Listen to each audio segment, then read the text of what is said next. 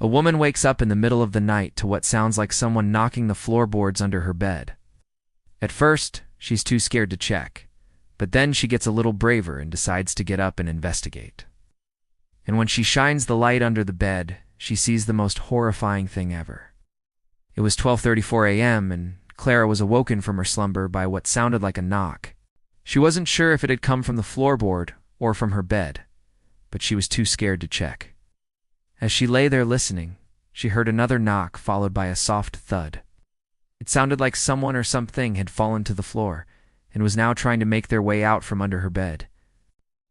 When her breathing finally slowed and the echoes of her own voice faded away, she knew that whatever had been under her bed was still there, trapped and trying to get out.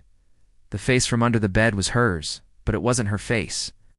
And whatever had happened to her, whatever had caused it to become so twisted and contorted in terror, it was only a matter of time before it happened again. Her mind raced with all sorts of horrible thoughts. Had her house been broken into? Was she being stalked by a deranged maniac? What was that? The knocking came again, this time closer and more insistent.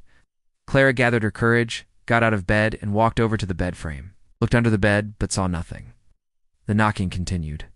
The face began to move, contorting into an expression of sheer terror as it mouthed the words, "Let me out." But it wasn't the mouth moving on its own. It was her mouth. She could feel her lips moving, but she wasn't doing it. Whatever was down there was getting closer. In her panic, she scrambled away from the bed, knocking over her chair in her haste to get as far away from the bed as possible.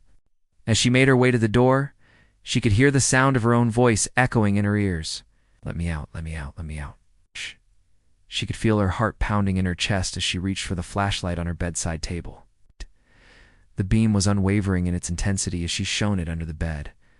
Her eyes widened in disbelief at what she saw. There was a face staring back at her, a face that was pale and gaunt, with sunken eyes and a twisted smile. It was her face. But how could it be her face if she was right here? Clara screamed and fell backwards, knocking over the bedside table and sending the flashlight clattering to the floor. She didn't stop screaming until she got to the bathroom, where she locked herself in the toilet cubicle and curled up on the cold, hard floor. And as the first rays of sunlight crept in through the gaps in the toilet cubicle door, she knew that she would never sleep again.